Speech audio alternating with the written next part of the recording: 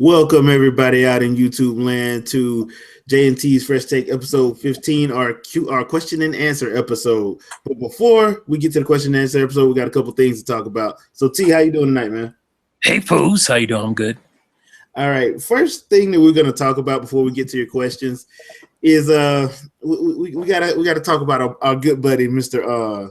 Well, I ain't gonna say he's our buddy. We kind of hate the guy. The whole X-Men franchise, movie wise.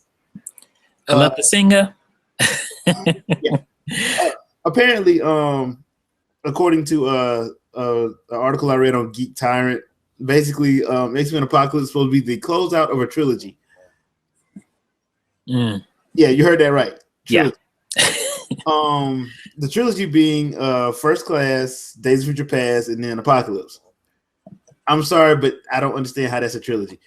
T, can you elaborate? Because my mind was blown when I read that.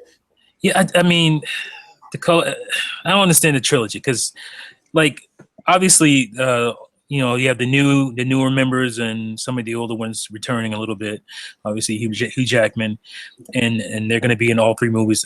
And the weirdest thing is that in this third movie, you're going to get almost an all new cast. So it's kind of weird. But the stories are very different. They're very disjointed. And it's not like it's running in a seamless timeline here. So to make it a trilogy, or to call it a trilogy is kind of weird. Because it's not like, X-Men 2 United and then X-Men 3. So I don't know. It's weird. They all flowed. Like X-Men. They flowed, yeah. Regardless of how you felt about 3. They all flowed. They all timeline. They were, right behind each other, right in front of each other. So, this one though, I'm not understanding. And like you said, it's damn near an entirely new cast. And from what I understand, Hugh Jackman ain't even showing up. Right. In this one, that's one of my problems already. That and the fact that they gonna finally cast Jubilee and there's no right. Major strike one. Yeah. And that's another thing, man. He has major strikes in all his movies, like Days of Future Past, Sentinels, Wolverine with adamantium. No Wolverine fight Sentinels because he had to have the bone claws, man. Yeah, God, man, freaking bone claws. But there was way, and I understand. And like I said, I'm not gonna knock the movies for not because they were good movies. They're good movies. Oh yeah, they're good movies. Listen to what I say, people. Good movies. But when it comes to like adaptation of a comic, they suck. Sorry. They're very pretentious films. Very. Especially if you know anything. And you ain't even got to read the comic. If you watched that cartoon back in the 90s, you know right.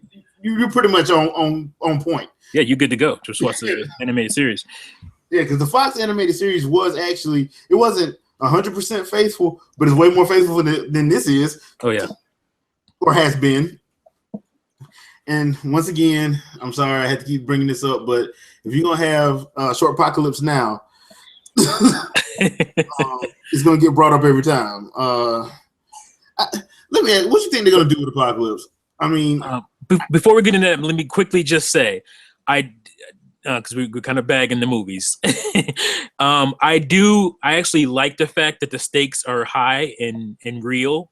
It seems like in these movies, the X-Men movies, over like the Marvel stuff, which seems a little bit more comical, or just seems more playful. At least I did feel the weight of the sadness and all that stuff in these movies. So I give them that for sure. But what'd you say, Apocalypse? My thoughts on Apocalypse? My thoughts on Apocalypse is he's not Apocalypse. It's just he's not menacing. And I understand what they're trying to do, but I just feel like it's Bryan Singer pushing his way through. Obviously, because Apocalypse is, he's Egyptian. They're kind of going with that whole route.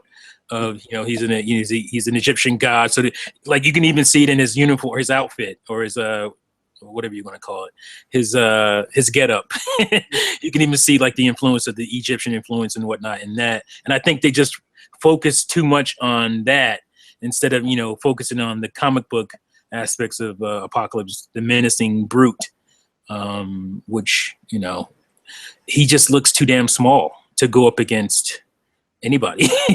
I mean, basically, so and that's another Oscar Isaac, you know, for his outfit or his whatever you want to call it, his get up. You can even see like the influence of influence and whatnot in that. And I think they just focus too much on that. Oh, this is interesting. Yeah, that was kind of weird. that kind of weirded me out for a second. I'm like, what the heck just happened? There you go, guys. Some feedback during the show. Yeah. Google at its finest, people. Google at its finest. Okay, now getting back to what I was saying before we kind of had a rewind there.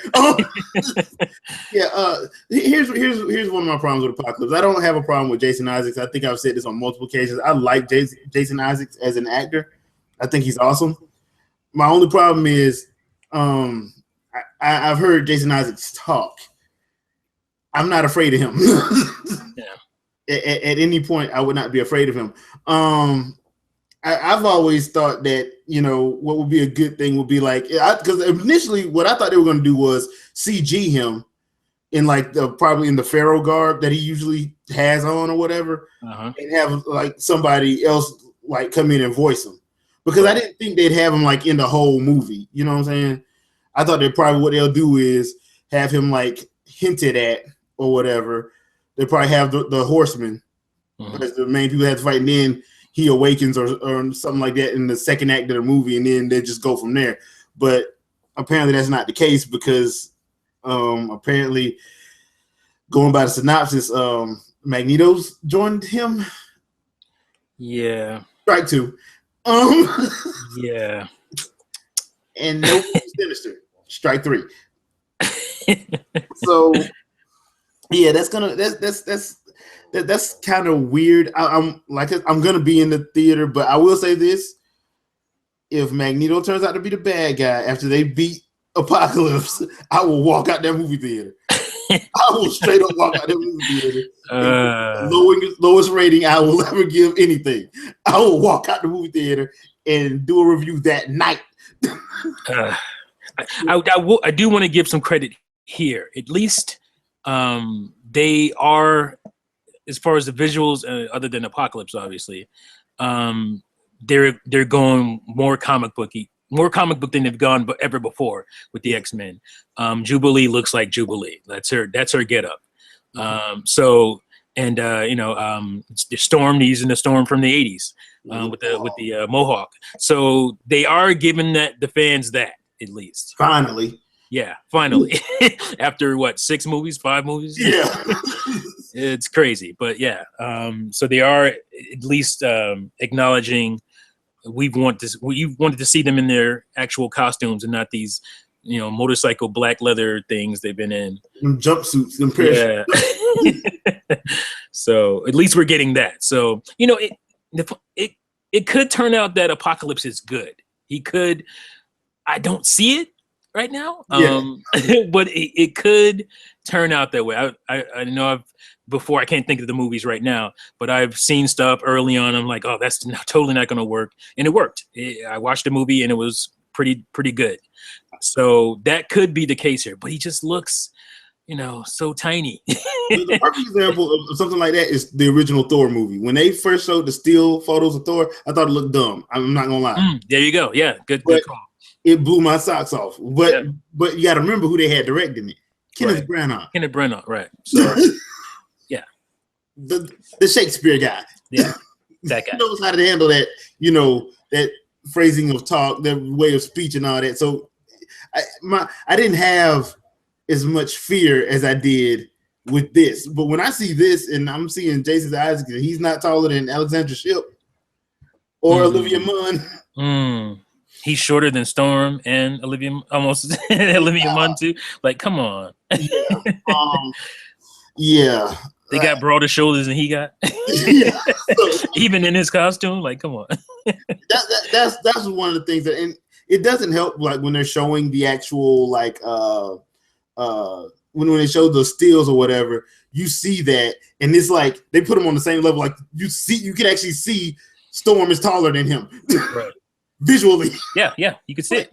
That's not good, dude. And the whole Avenues thing, it was funny to me at first, but then as more I see it, I'm like, yeah, he kind of does look like Avenues in that picture. I hope they changed it. Yeah.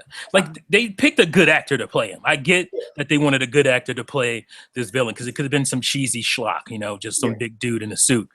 But they could have, they still could have made him bigger. There's tricks on a set to make a person taller. There's apple boxes, and then you can do what do you call them?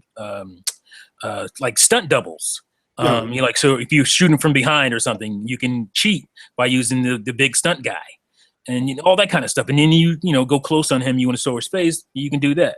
So, it seems like they don't. He doesn't really care about the source material, and he's just doing his Bryan Singer thing once again.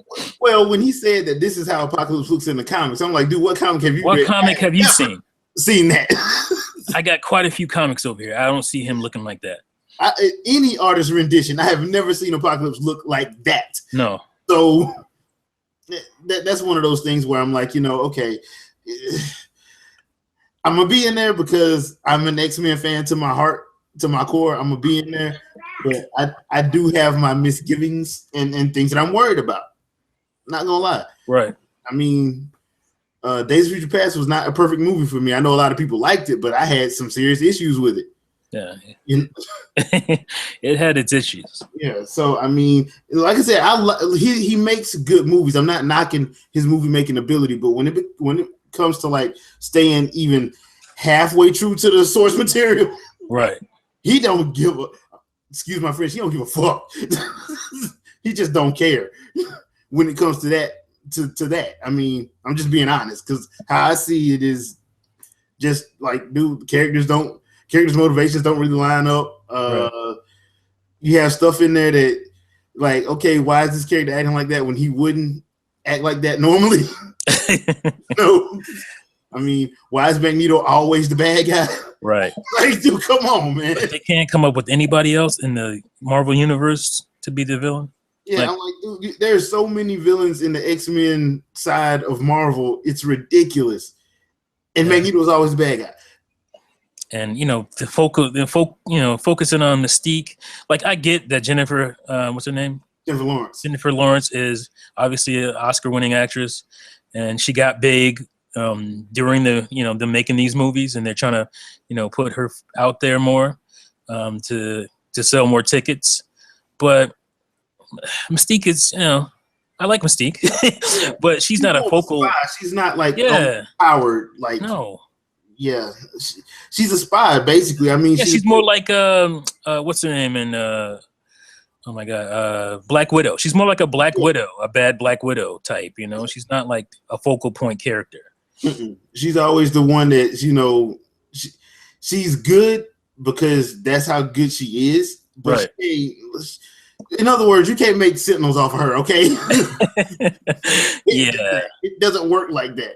That was just that annoyed me, but I let it go. I mean, we are talking about comic book movies here, so I don't want to get too caught up in logic or anything. Yeah, but that was kind of stupid to me when they did that. And then because I didn't really like the type of Sentinels they were. No, they didn't. I mean, here's my thing with that whole situation. If they would have brought in the whole Master Mold thing with the Nimrod class Sentinels, that would have worked. Yeah, fine. But I think that because, like you said, Jennifer Lawrence is a ticket draw. She is, and I like some of the stuff she does. I mean, she's a decent actress. But when it comes to talking about like, she's a little overrated.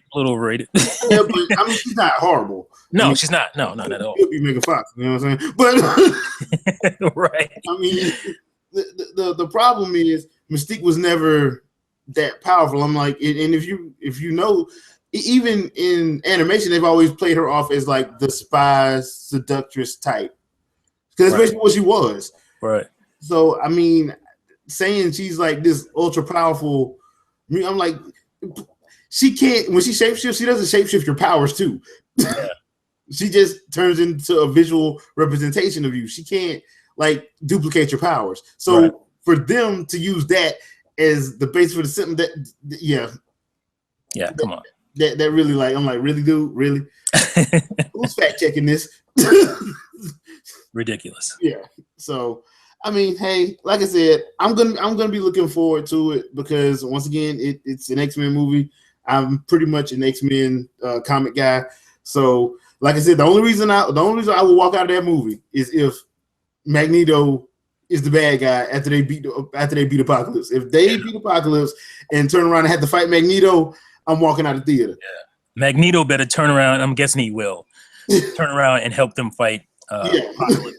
That's what I'm guessing is going to happen, and that's what I'm hoping is going to happen. Because if it don't, and they some kind of miracle, they beat Apocalypse, and then oh snap, we got to stop Magneto. Yeah, I'm walking out of the theater. I'm just gonna walk out of the theater because you just diminished Apocalypse even more. Yeah, by doing that. So that's one character who should never be diminished. No, is him. And on top of that, he's immortal. He can't die. Get over it. Right. You just have to stop him. All you can do is slow him down. You can, what do they say in sports? He can't be stopped. He just what is it? What's the saying? I can't think of it right now. Yeah, I can't think of it right now. But I know what you're talking you know about. what I'm talking about, fools. All right. He can only be contained. He can't be. That's it. He can't be stopped. He can only be contained. Yeah, and that's pretty much it. I mean, that's pretty much how it usually went in the comics anyway. But I mean, recently they've been doing stupid stuff with Apocalypse, which I can't. Don't even get me started on what they've been doing with him now. But it is what it is. He is one of my favorite X-villains, though. Apocalypse is. So I'm actually looking forward to seeing what they do with it. But like I said, if Magneto turns out to be the bad guy, right? It is. It's a wrap. I'm waiting for the reboot. I'll be waiting for the reboot. Seriously. Now, we did hear something kind of cool earlier this week, and that is that FX is planning on 2 X-Men related TV shows, one of them being called Hellfire, based on the Hellfire Club, and the other one being called Legion, based on Xavier's son, Legion. Yeah. My only issue with Legion, it depends on how they do it, but Legion, the initial synopsis is basically that they're going to be they're gonna set it in the X-Men universe, but no X-Men will cross over with it. And I'm like, how exactly are you gonna do that when David is supposed to be Xavier's son? Right. So that right there is throwing me for a loop. And Hellfire is supposed to be like a period piece. Well, here's my only problem with Hellfire. The Hellfire Club that was in X-Men First Class is not the Hellfire Club. No. That's not the Hellfire Club. That was some Frankenstein mashup they did. Yeah, I mean, they did have January Jones as Emma Frost, and she was serviceable. And Kevin Bacon as Sebastian Shaw, who was lacking his Asian ethnicity. Right. But they didn't have Leland, they didn't have Pierce, they didn't have Wingard, they didn't have I forgot who the cyborg name was. Cyborg guy is. That wasn't the real Hellfire Club. It's like 7 of them in the Hellfire, and they didn't have Tessa. So it's like 7 members of the Hellfire Club. Now it can work. The Hellfire Club can work, but they're the bad guys. So I don't understand who they're going to be going up against. And like I said, the way that the initial rumor is stating it's going to be a period piece, much like Mad Men. So that too, that's another thing. I'm like, okay, so it's going to be a period piece. Exactly who are they going to be, tangoing with?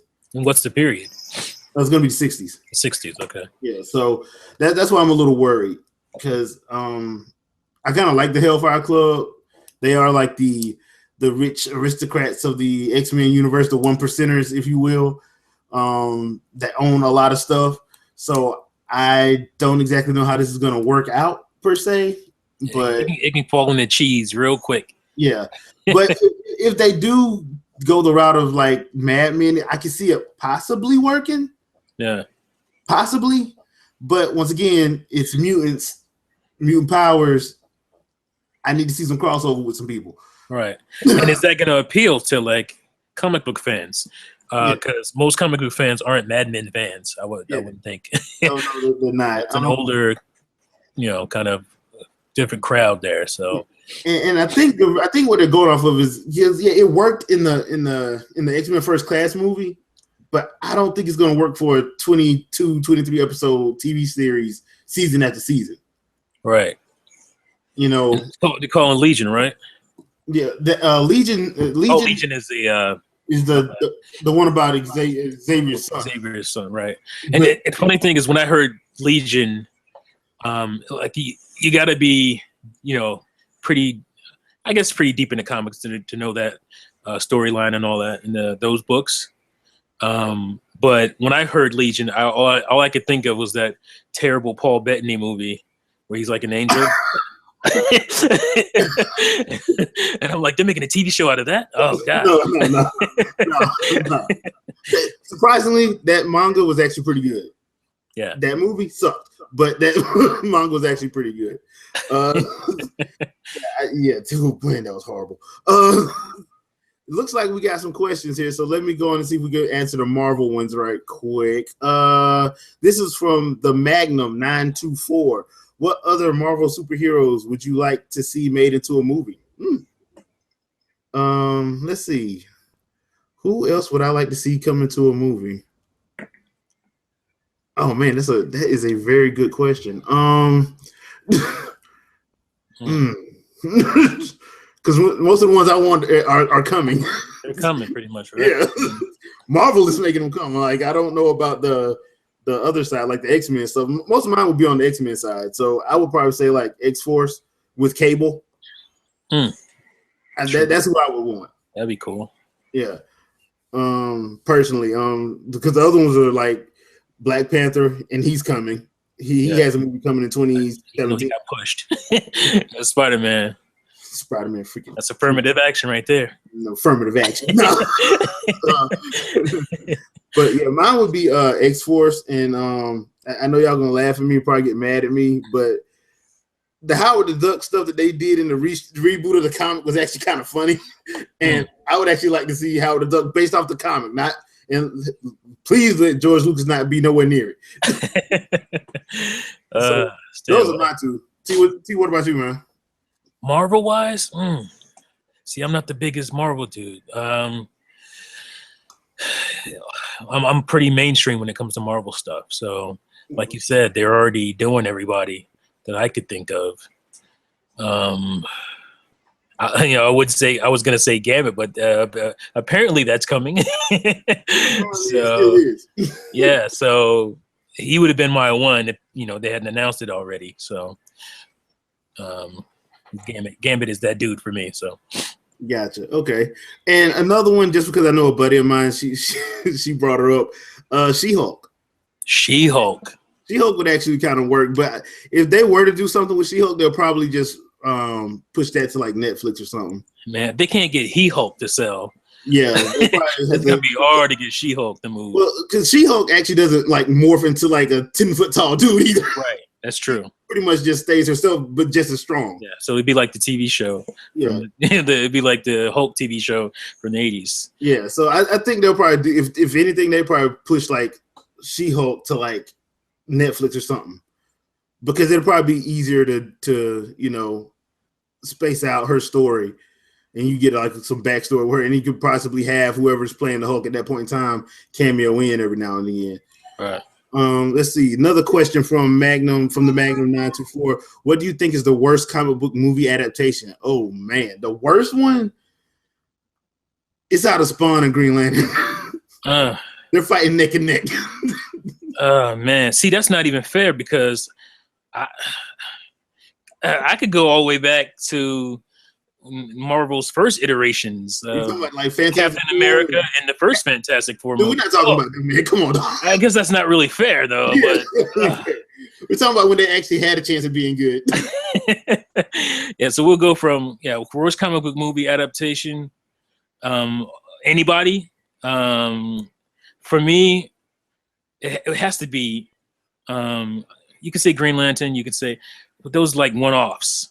Mm-hmm. This is the movie that killed the franchise for 10 years. And I think you know what I'm talking about. I'm Yep. talking about that Batman and Robin. That was just that. It was terrible. It's just because it proved that Tim Burton was right. Right. It's worse because it came from greatness. You know, it's one thing to start, you know, make a movie, a one-off movie, and it just sucks. You know, like a Green Lantern or what was the other one you said? Spawn. Yeah, like Spawn at least was still watchable. You know, but it ain't. I find it's mildly entertaining because I think John Leguizamo was awesome as Clown. Oh yeah, he was awesome. So there is at least that. It still has some redeeming qualities. There's no redeeming qualities at all in that 2-hour commercial for toys that was Batman and Robin. There's no redeeming qualities. From the back card to the enough. I don't even want to talk about it anymore. Thank you. We got Batman Begins, and the chains got rid of that horrible stench. So yeah, it has to be that one for me for all those reasons. Okay, yeah, that was. But the problem with that movie was the fact that like Tim Burton actually was like, dude, you know, I actually had a plan for like the Batman series, and I guess Schumacher got like, no, I'm gonna do it. I guess he got his head big or whatever, and boy, boy. Look, I don't blame him. I actually don't blame Schumacher. If you've seen the interviews, he was being told what to do by the producers, by the executive producers. They were, you know, coming to him with toys and telling him, you got to put these toys as vehicles in your movie. I mean, that's how ridiculous that was. So I don't blame him, because Schumacher is a good director. He's a great director. It's just funny to see like that come from him. Yeah, it was just disturbing. It was surprising.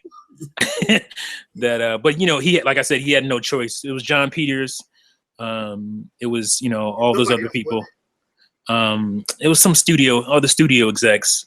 Okay. Were involved with, you know, the toy line, and they, you know, they were selling a lot of toys, even with Batman and Batman Returns. And their heads got too big, and their pockets, and your eyes got too greedy, you know. So that's what happens sometimes. Hopefully, because of that won't happen again. We hope. Yeah. Hopefully, history doesn't repeat itself. Yeah. Let's see. This one is from Nova Regen. Do you think Disney Marvel doing enough with their cinematic universes? They're hesitant to have their TV characters interact with their film characters, and their street level heroes like Daredevil probably won't cameo on show. Yeah, the Netflix stuff, I don't see them cameoing on Shield just simply because of how those two are set up. The Netflix stuff like Daredevil and the upcoming Jessica Jones is like way more violent, right, than the Shield stuff. And not to say that they can't show up, because we know, especially watching Shield, Agents of Shield has had like cameos from like characters in the Marvel universes. The Jamie Alexander as Sif from Thor showed up in both seasons. So has Sam Jackson. Well, I think Sam Jackson showed up in season 1. I don't think he showed up in season 2. Right. I'm not 100% certain because I can't remember. But I want to say he did, but don't quote me on that on season 2. But they do have, but as far as like the Netflix stuff, and I've said this, and I know you said this too, T, the Netflix stuff should have somebody show up, and probably not Samuel L. Jackson. Yeah. You can't have him being the ethereal character in all these, you know. Yeah. It's popping up like what's his name? Who was always in the Spider-Man. He's in all the movies. The big Marvel guy, Stan Lee. I don't know. I went brain dead for a minute. Yeah, Stan Lee. Basically, you can't have Nick Fury as the Stan Lee of the of all the shows and TV and movies together. So somebody else. Who do you think? Who do you think would fit going into the TV world? It's one of those situations where if we're talking like from the movies to like say the Netflix universe, one that could work, but he'd have to show up in Cage, is Robert Downey Jr. True. Because they have Misty Knight cast in the Cage TV show, and if you know anything about Misty Knight, he has a horrible accident and loses her left arm. Stark built her an arm. Right. That works. So that would be the perfect person to have him just show. And he doesn't have to show up for a whole. He could be for one episode. That's it. You don't need him there. Right. But Robert Downey Jr., he is kind of a prima donna. Yeah. He is a greedy hoe. That's for another. That's for another fresh take, though. Yeah. We don't get into that one because that's just some BS. What we heard about him in that Infinity War, but yeah. We've been hearing these things, coming up to this, but this was the most egregious. So we'll get into that on another one. Yes, but, I mean, as far as it would probably be best be him or Mark Ruffalo, because at the end of Incredible Hulk, him and Abomination pretty much destroy Harlem. Right. So, I say Mark Ruffalo.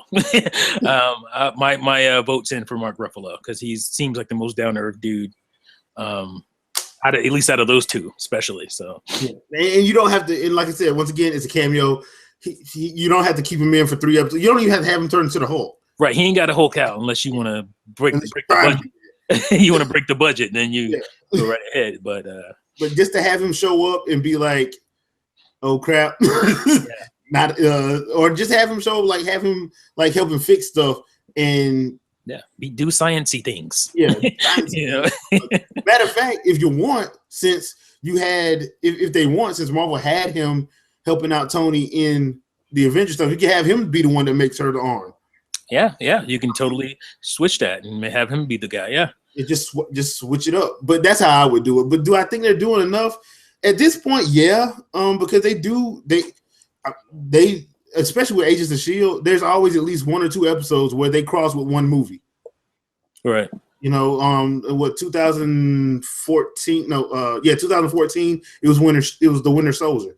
Yeah. This year it was Age of Ultron. So they usually have like an episode or 2 where they cross with one of the movies, and usually a character shows up or they actually show a scene from the actual movie. Right. Soldier. So I mean, I can see them doing it, and since like everything is pretty much connected with it, you have to pretty much keep in contact and watch with everything. Hell, they can have Ant-Man show up on the episode and you would never know it. Right. I mean, but yeah, that's my thoughts on it. Or Hank Pym, Yeah, I mean, it doesn't really. Yeah, you don't have to, because that's the perfect reason for a cameo. You only need him for one episode. Right. You don't need them for the whole series unless you want to have them for the whole series, and that's just a choice. Yeah. A couple of episodes. So it's weird, like it's a completing a story in a couple of episodes or something. That'd be cool. Yeah. So thanks for the question, Nova, and thanks for the question, Magnum. Those are some good questions. And while we're on the whole Marvel MCU thing, Black Panther, had some news about that one this week too. Also, I found this one on comicbook.com. They're trying to get the director of Fruitvale Station and the upcoming Creed movie to direct Black Panther. So I did see Fruitvale Station. That's a good movie, actually. I am going to go see Creed.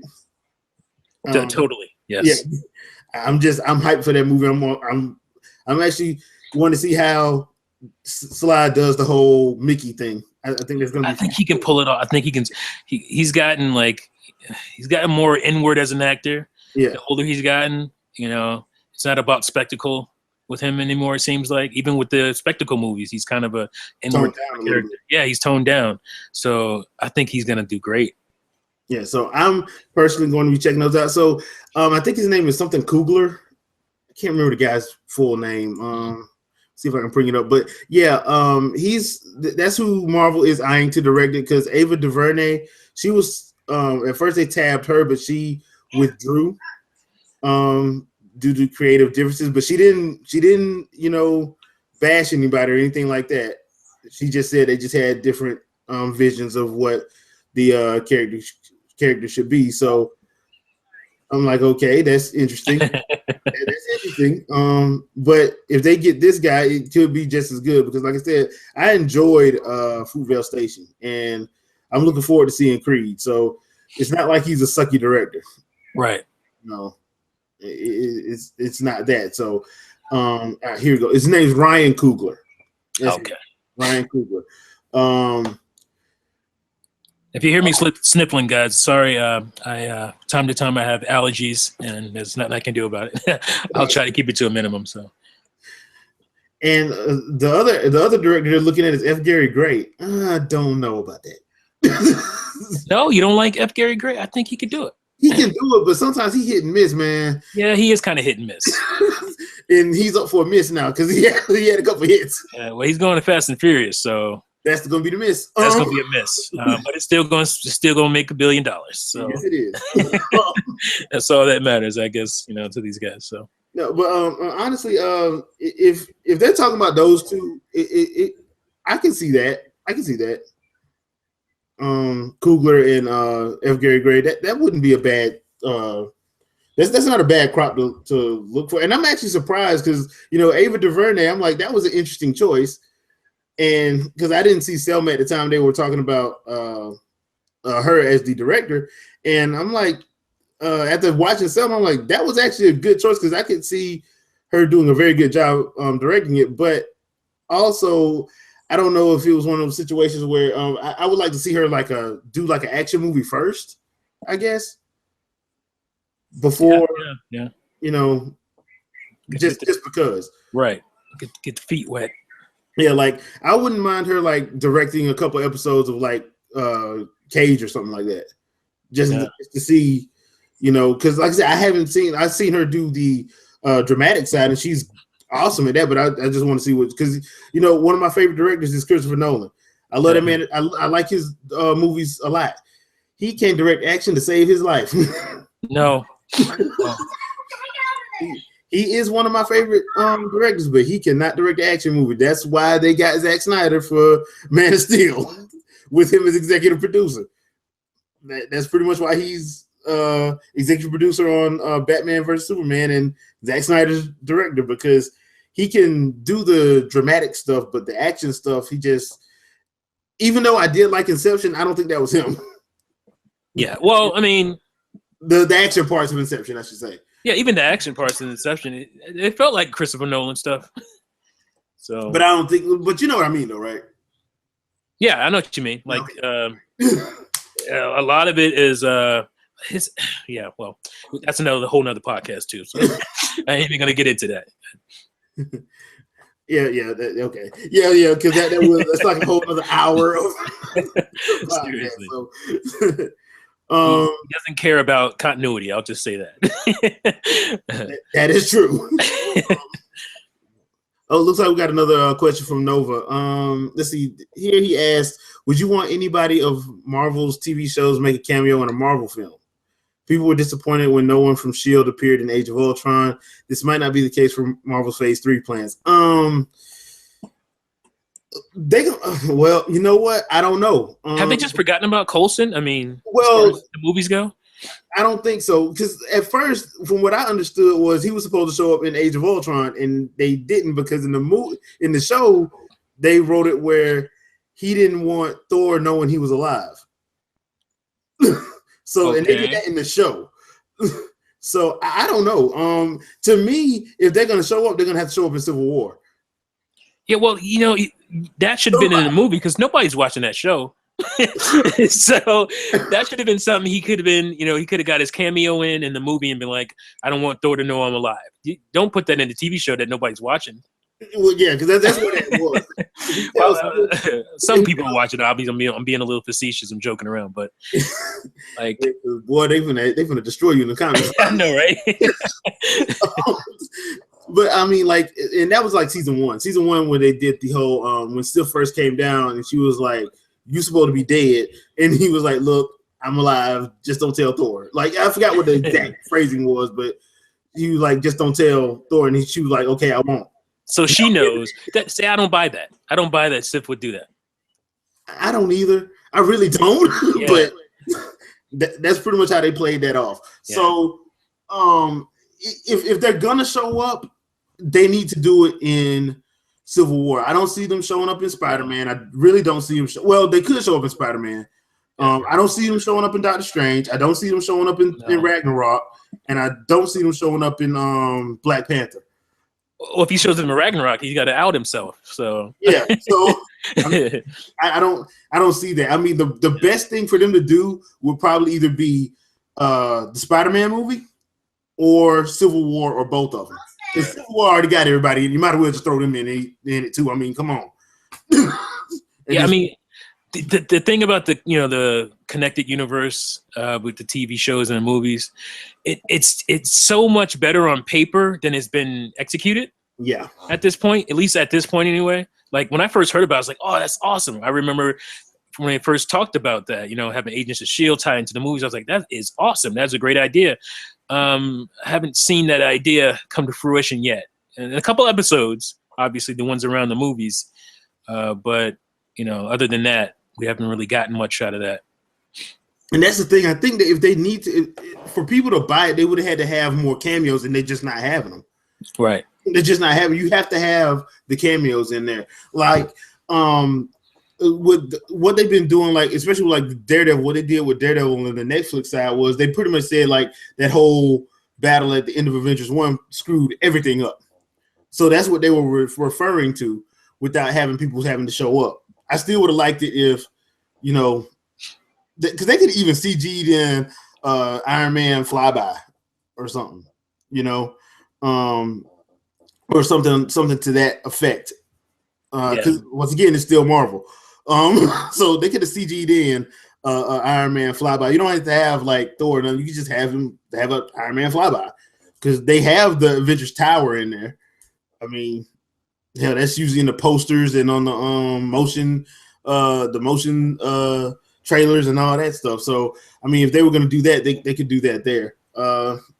That's what I was thinking. If they wanted to go with the whole connected universe. Now the Marvel Phase 3 stuff, I think all that stuff's going to come to a head in Infinity War anyway. Yeah. I don't know how they're going to do. I'm still trying to figure out how they're going to pull off Infinity War. Yeah, me too. The way it's supposed to be done, I'm still trying to figure that out. Everybody's supposed to be in that. Everybody.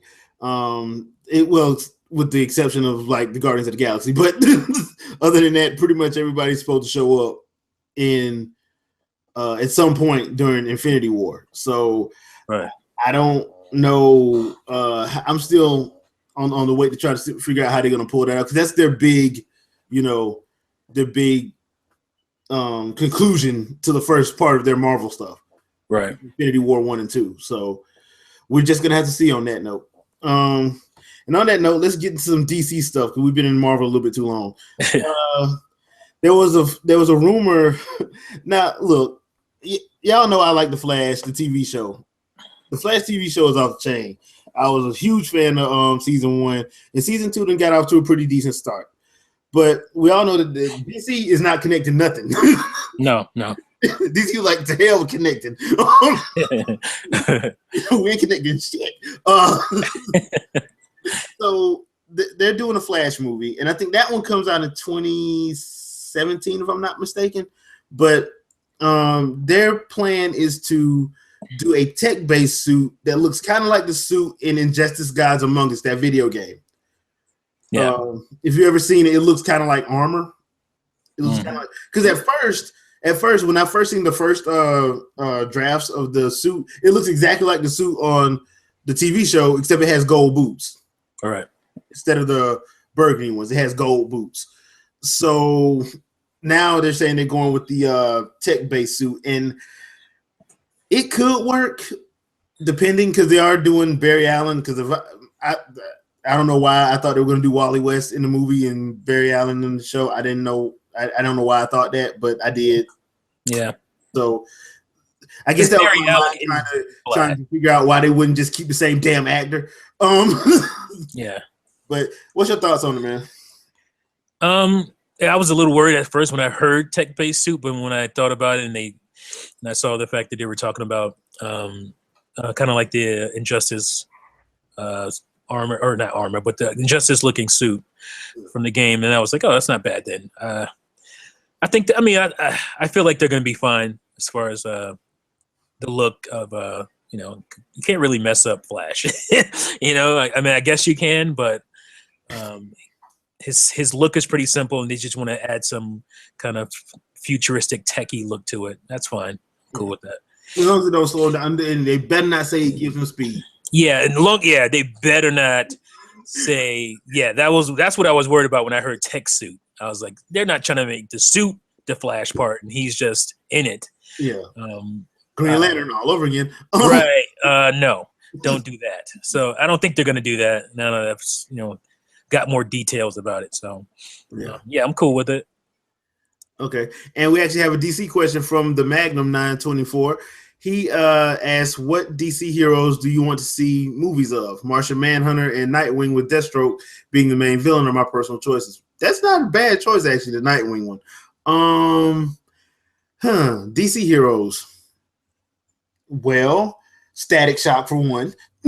Yeah, Static Shock all day. Static Shock for one. I actually wouldn't mind seeing a solo Cyborg movie. If you guys don't know, we're getting that though. So we're getting that though. We are. Oh yeah, you didn't know?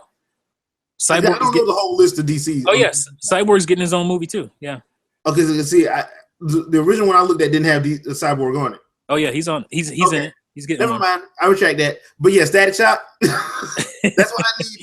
See, y'all don't understand. See, I need the DC side to do good because that's the only way I'm gonna get my Static Shock and Teen Titans. Right.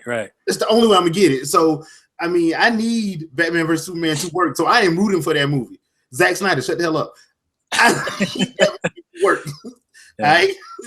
I need people to go watch that movie because the more people go watch and they'll be more amped to take the risk of getting some of these other characters their own movies as well. So I want like you, I would love to see Nightwing, but I would want the whole Teen Titans team to be together. Yeah. And I want Static Shock. Yeah. See, I would love Nightwing too, but I know they would mess it up. It would just you know what I'm saying? It would just basically be Batman light, at the end of the day. But I still would kind of like to see it because Nightwing is a cool ass character. So you said Static Shock. I want to think of one outside of the ones we mentioned. Solo DC character. How about Green Lantern? He hasn't had a movie. Now, are you talking Guy Gardner, Jon Stewart? I'm thinking Jon Stewart. Okay, well, if you're talking Jon Stewart, then yeah. Yeah, Jon Stewart hasn't had a film. Yeah. So that other Green Lantern movie does not count. It is stricken from the record. And we need one with Jon Stewart. Thank you.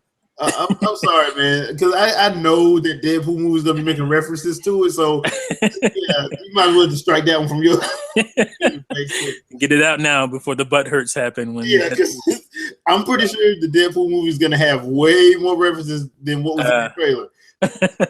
Yeah, I'm sure there'll be a few. Yeah, let's put it like this: Ryan Reynolds ain't gonna be getting no calls. Ain't have to worry about fielding calls from Warner Brothers anytime soon. No, he's probably done with the DC side. Yeah. So, I would love to see Static. I would love to see Teen Titans. I would actually wouldn't mind seeing Jon Stewart, but who would you get to play Jon Stewart though? Tyrese, of course. No, I don't know. I would probably go with an unknown because the guy they have playing Cyborg is an unknown. He's a theater actor. Yeah. The biggest theater actor I've ever seen. Dude looks like a damn linebacker. But yeah, I'd probably go with an unknown for Jon Stewart. And there's a lot of good actors out there that just don't get a shot because especially when it comes to minority characters, Hollywood tends to pull from a few good people instead of trying to, find new people. Instead of branching out. Right. That's why we always get, Morgan Freeman in every damn thing. So there's some other actors out there. This is true. This is true. I mean, I love Morgan Freeman. Don't get me wrong, but damn, yeah, he's a great actor. Don't get me wrong about that. Yeah.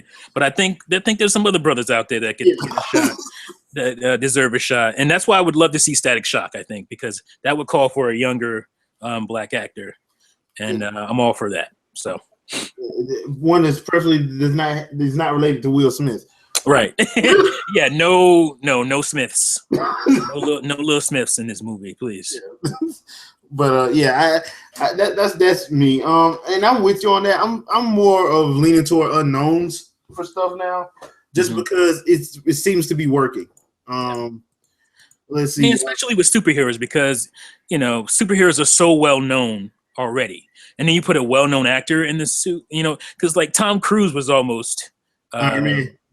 And I'm like, that would have been horrible. That would have been. I'd have been looking at Tom Cruise the whole time, thinking he's Tom Cruise. I would never thought Tony Stark's. And Robert Downey Jr. Obviously, he's a known actor, but he was, he had his problems, he had his issues, and he's been kind of a smaller actor. He hasn't been in big things, so that's why he worked. He embodied the character way better than Tom Cruise could have. So that and the fact that he actually used to do that stuff. Right. That's the being an inventor part. That's basically who he is. So that helped too. But yeah. It's like, dude, are you acting or are you just reliving what you did in the 90s? This dude's getting paid to be himself. Look at this. Yeah, basically. All right. Nova has another question. DC doesn't seem to have a plan with their TV properties. Although Arrow and Flash and possibly Vixen are connected, Supergirl and Gotham are separate entities. Is DCWB overextending themselves, licensing out their properties to TV studios? Well, Supergirl, not exactly, because CBS actually owns CW. Yeah. So that's CW, CBS. Yeah. That's so the it's kind of CW, CBS. Yeah. And I see what you're saying. As far as the Gotham, because Gotham is a separate entity. It's separate from everything. And they're doing a horrible job at it. But it's really separate. Yeah. Yeah. Highly separate. But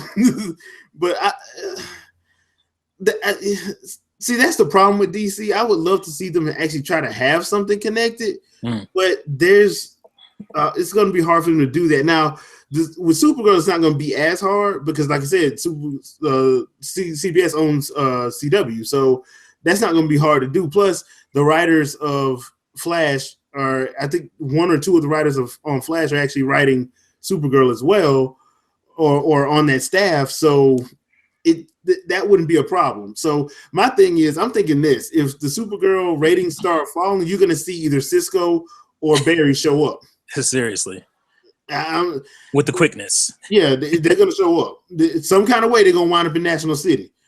Yeah, because I mean, obviously they're doing things to try to make this Supergirl show good, successful. Because you got who's the photographer? What's his name? Jimmy. Jimmy. You got Terrell Owens playing Jimmy Olsen. So basically, and people will know him because he was on True Blood. He was on right. Necessary Roughness. He's been on some stuff, so people will know him. Right. So, but that dude's a wide receiver, man. He is a wide receiver acting like a nerd. Seriously. Y'all ain't fooling nobody. Ain't fooling nobody. We already know who's gonna be the love interest. All right. We already know. And it had to be somebody, I get it, because it had to be somebody they thought would be physically attractive to somebody like Supergirl. Yeah. She's obviously like a godlike figure, and some scrawny little, dude photographer, wouldn't seem like it would work in a show, a TV show like that or whatever. So yeah, I get what they were trying to do. They're trying to give her a physical match. Yeah. And but like I said, I think what's going to happen with Supergirl is if people aren't watching it, like I said, either Cisco, Barry, or Felicity will show up at some point on that show, right? Because I think CBS has invested a lot into it, and they want to see it be successful. And why shouldn't it? I mean, it's not. I seen the pilot. It's not a bad pilot. I saw it. Yeah. The pilot, like I said, I was telling people this summer, the pilot is just like the pilot for Flash. Right. The pilot for Flash did not blow me away, but the season did. Yep, that's true. I mean, and this is I felt the same way. The pilot didn't blow me away, but it wasn't as bad as some people were saying it was. I'm like, it's not that bad. So I think Supergirl will be fine. Gotham is going to be fine. It's going to last. And CBS shows, I haven't ever seen one that got canceled. Especially not like especially in the first couple seasons. Now Fox, on the other hand, Fox, you'd be in and out. Fox, your show could be good. Your show could be pulling in the ratings. They'll cancel it. Right. NBC, man, I see shows come and go on that thing so quick. So NBC CBS is in the middle of the first episode. Seriously, it might cancel while you're watching it. It seriously could go off the air while you're watching it. That's how bad it is in NBC. Yeah. So I mean, and Gotham obviously has a lot of fans, so it would be nice, but yeah, I think Gotham. I think the problem with the whole putting Batman on TV, there's a problem with why they can't put Batman on TV. Do you know why, T? Because I don't know. What was that? I'm sorry. Is there a reason why they can't put Batman on TV? They've been trying to for years after the whole West. Batman. Well, I mean, I think the movie success has something to do with it, Okay. Where you had Lois and Clark, obviously, but there was no Superman movies at the time. Really. So they were trying to make one, obviously, that didn't get made. And then by the time Returns came, Superman or Lois and Clark was dead. So I think that's the main reason, is that the movies, the Batman movies just keep going. For the most part, obviously they had that hiatus, like we mentioned earlier. But that would have been the time to do a Batman movie or series. But I think the main problem with it at this point is that the minute people think of Batman on TV, they think of the cheesy Adam West stuff. Yeah. And the character of Batman, nobody wants him to go back to that. We love Adam West. We love that series. It's always going to have a place in our hearts. But the Batman that we want is a dark, and he would actually exist well in Gotham, but obviously that's a different time period. So, but that's the kind of Batman we want. And we think Batman TV. It's just, you get turned. You think of Adam West, and that's just not where Batman is right now. So, I mean, it will probably work if they were ever to do something like Hulu or Netflix, where they can actually play with it a little bit. Yeah, it can't be like, I don't think it could be mainstream network TV. Yeah, because the thing that's so attractive about Hulu and Amazon and Netflix is you can do more. Yeah. And, you can do more with the property. Yeah. I feel that than what you would be if you were on mainstream. You got freedom. You don't have to worry about, you're not catering to, what do you call it?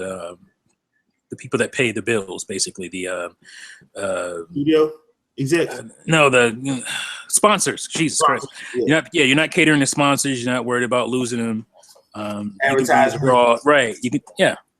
Everything's already paid when the show is up. So, you just got to sit back and get the ratings money. Right. Basically. You got to get. You get the ratings. You got to get the buzz, and usually for a Netflix series, it's the second season when they start making the money.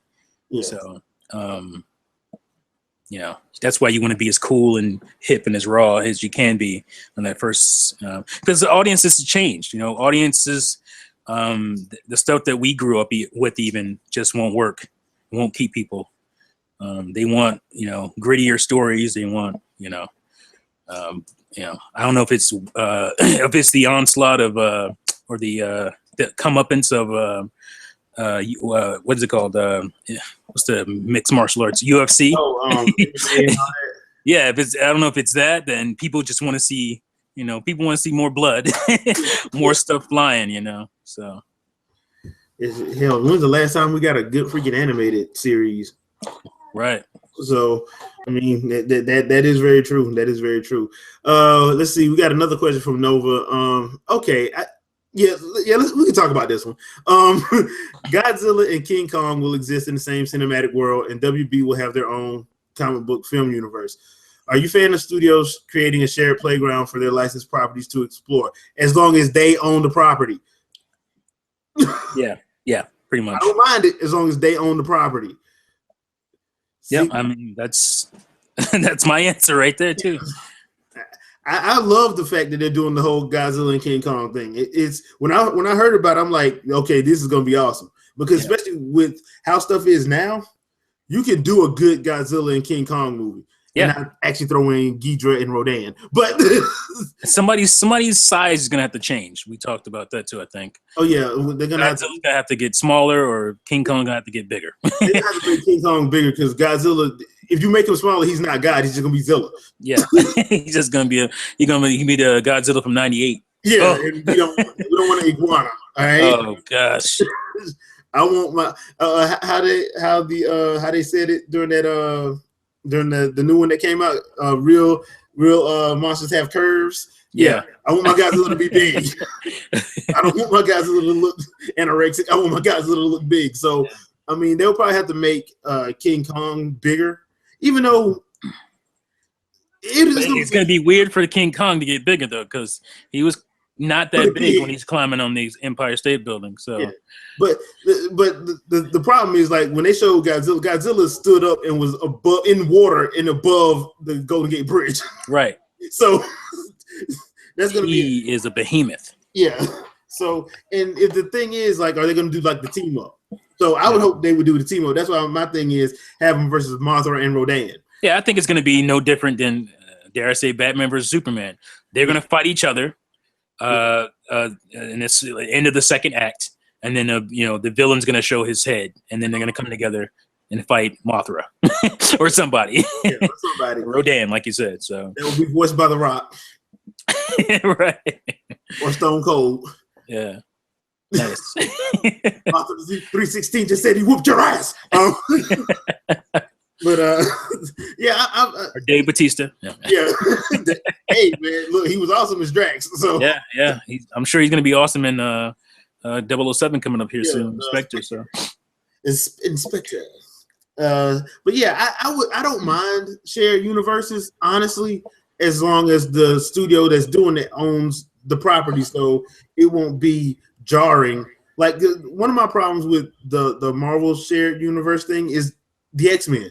Yeah, the X-Men are not a part of it, and to the same extent, the Fantastic Four, when they are integral parts of Marvel of the comics. Right. You can't like have them without them. I mean, and I'm sick and tired of seeing the little damn Easter eggs, like in Winter Soldier. Like 2 of the names that showed up when they were putting out the targets was Logan and Remy LeBeau. Right. That's Gambit and Wolverine. I mean, it's a nice little Easter egg, and it's good for the fans, but it's kind of pissing us off at the same time. Unless you're going to show Hugh Jackman about to gut somebody, don't. You're just reminding us that they can't be there. Yeah.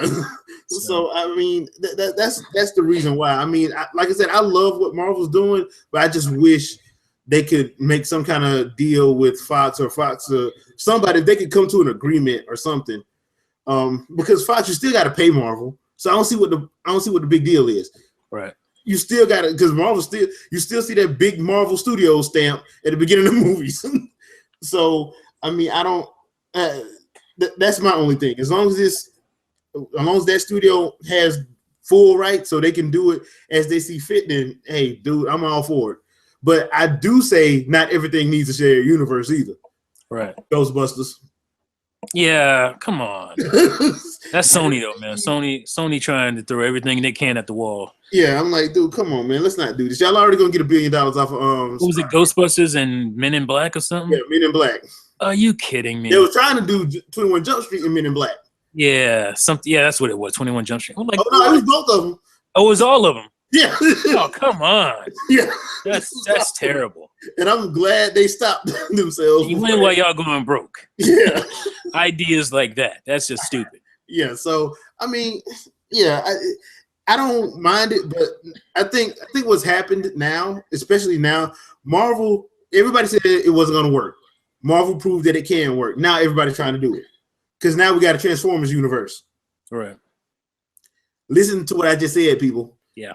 A Transformers universe. Goodness with gracious. Michael Bay. Goodness gracious.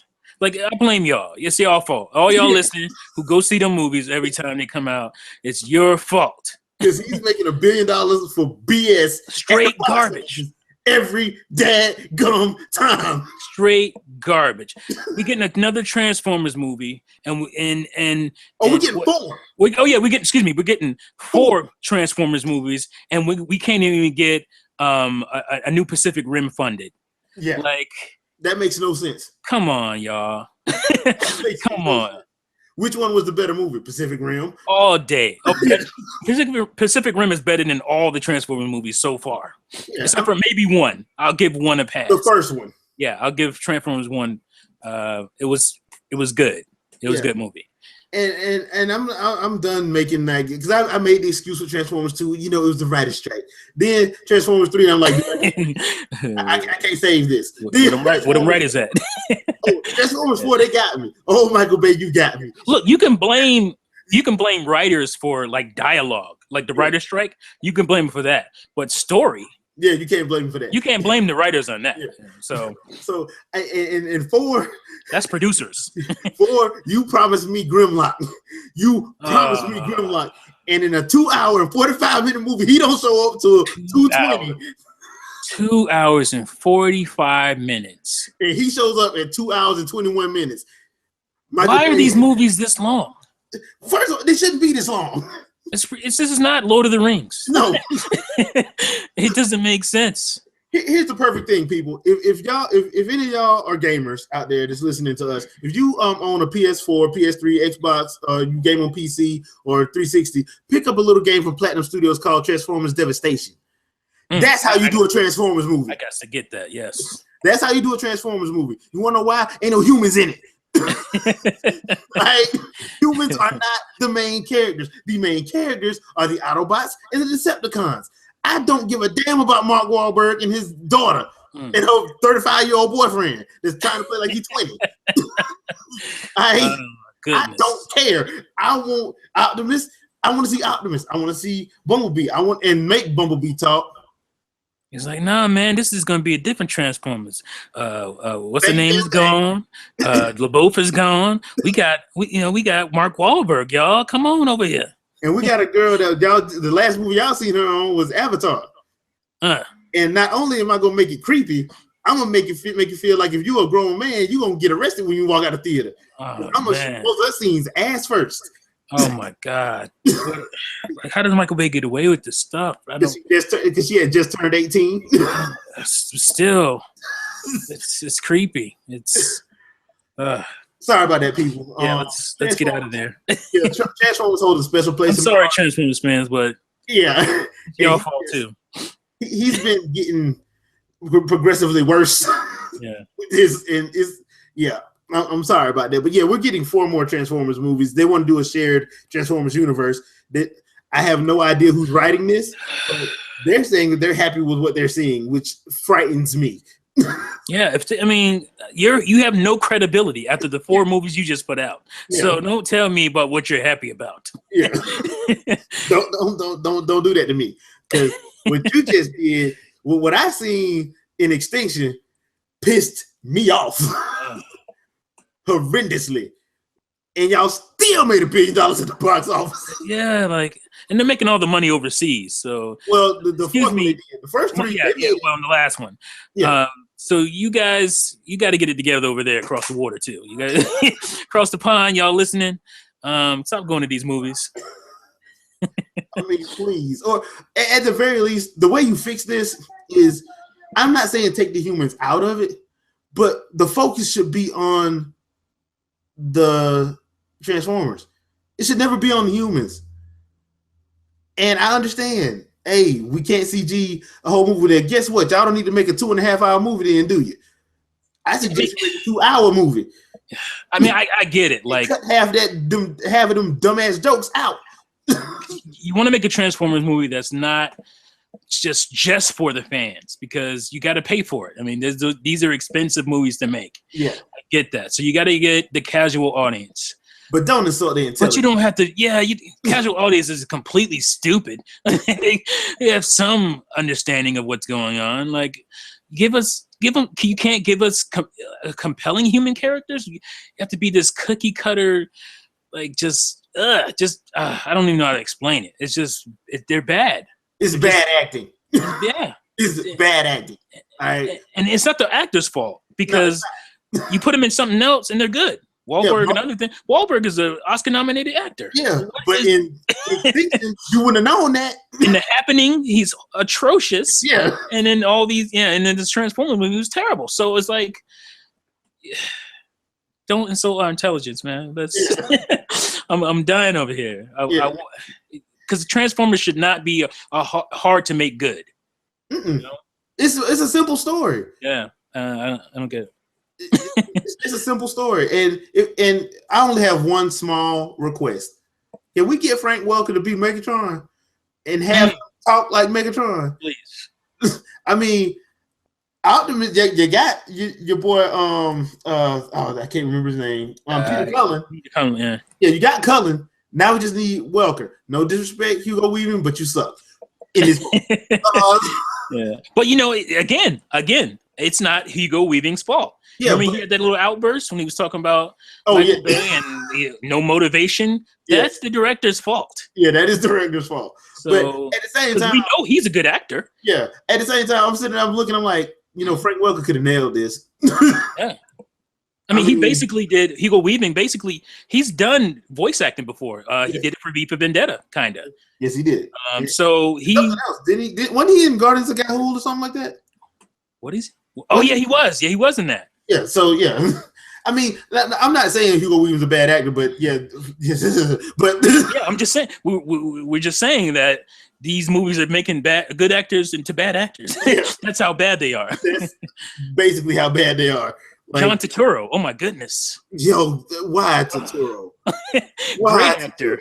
That chick must have been big. I'm saying. Must have been a big chick. John? How are you doing, bro? Yeah. I'm like, I want to see how many zeros you got, because that was, I'm like, dude, you're John Turturro. You ain't got to do this. Nah. You don't have to do this. Don't make a clown out of yourself, man. Yeah. It must be a good check. It's got to be a good check. Yeah. Got John Turturro on screen, shucking and jiving. Oh, man. I don't know why Michael Bay thinks he's funny. I don't know why. I don't know why Michael Bay thinks he can write comedy.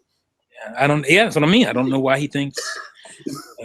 This turned into the Michael Bay shit show. Sorry about that, people. Sorry. Yeah, sorry about that. But some stuff had to be said. And that was one that had to be said. We had to get that off our chests. Yeah. But I do have one more little thing we can talk about. This is for Star Wars. Now, if you don't know, if you haven't heard, we're supposed to get that last trailer on Tuesday, I think.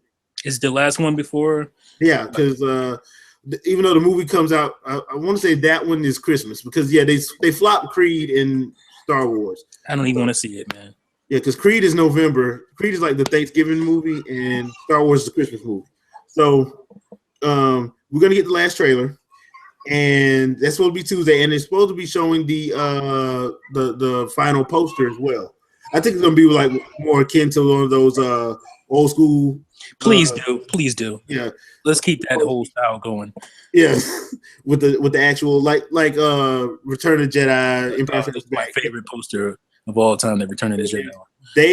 If they sell it, I will be picking me up one. Oh, no doubt. Yes. So, but my question is, they showed a picture of Finn with Luke's lightsaber, and I didn't think about it until I saw something on Twitter where a guy said, "Hey man, can y'all do me one favor? Don't take his hand." He's been through enough. Yeah, that lightsaber is actually the lightsaber that Luke had and the lightsaber that Anakin had when they both lost their arms, their hands. So, that lightsaber has seen it all, man. Yeah, so it's been through a lot. And I thought that would be funny. So, and Finn is being played by John Boyega from Attack of the Block, and I forgot what other movie he was in. Good actor, by the way.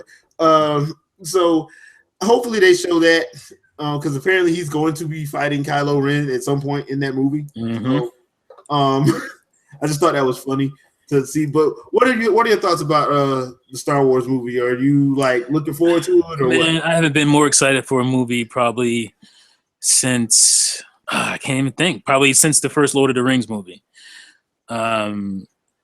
because it's the childhood, man. This is my childhood. It's just like I was one of the dudes in tears watching that trailer. The first trailer. Mm-hmm. It's just when art merges with yourself, your culture of who you are, and Star Wars is that that series of films that will always be like a part of my life, not just entertainment. So super excited for episode 7, man. And I see the direction they're going. They got the right guy for the job. Yes. He's always been kind of Steven Spielberg Jr. to me. You know, he definitely graduated from the Steven Spielberg film school, because that is his guy, and he's perfect. He's perfect. He's a perfect dude for this job. So really excited to see this movie. I actually don't want to see a trailer. I want to just go in, you know, like the old days, and that's what your boy has been about. He's been about like he did that on Super 8, where it was just like you didn't really there was no trailers messing everything up for you. You kind of went in a little cold, and then I think it makes the movie better. I don't want, you know, some story trailer before I get to see the movie. I just want to go in with all these questions that I have right now. So yeah, I mean, and that's one thing J.J. Abrams and his team is good at. Yeah, they're good at that. Star Trek movies, you didn't know what was going on in the Star Trek movies until you got in there. Yep. So me personally, I've been looking forward to this for a while.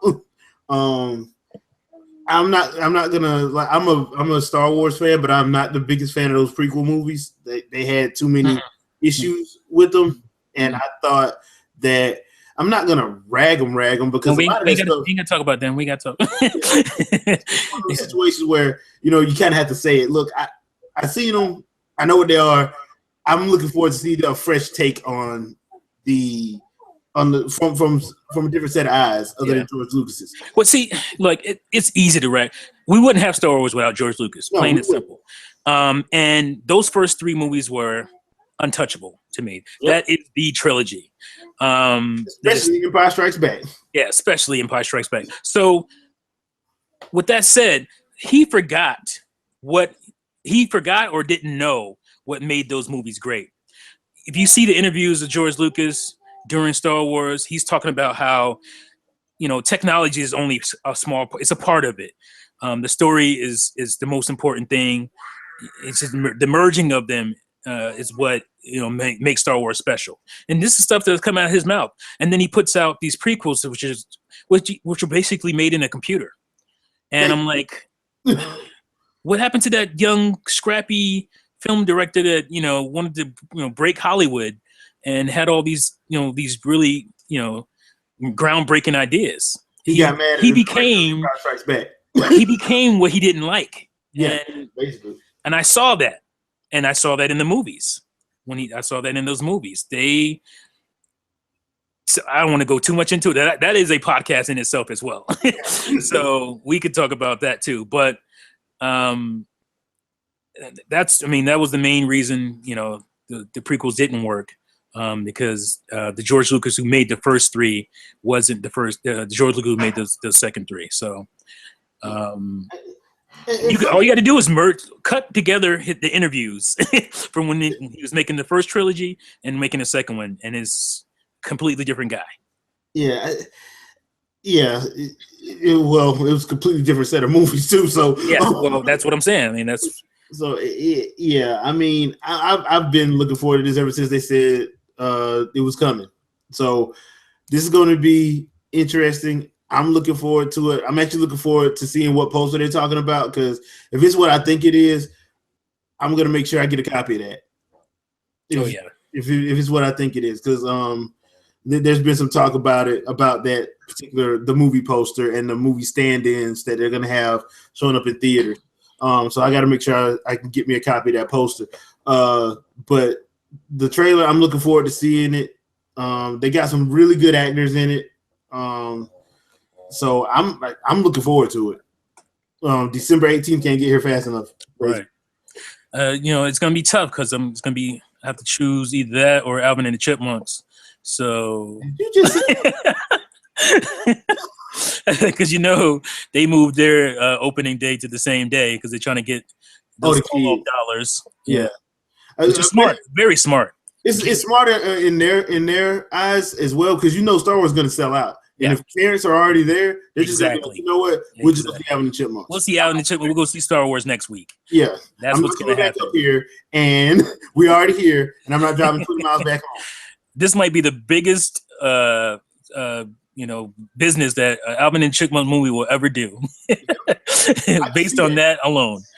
Yeah, because I've worked in the movie theater before, and that has happened where you have like a big movie and it sells out, and they have like a little kiddie movie or whatever that wouldn't make that much money, get the residual because of the simple fact that parents like, I'm not turning around and going back home. I've seen it firsthand too. I worked in theater. Yeah, I'm not turning around and go back home. We'll watch this and I'll come bring you next week. Mm-hmm. So yeah, that is a smart business move.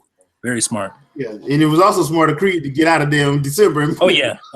Thanksgiving because they were no money. Too crowded up in there. Yeah.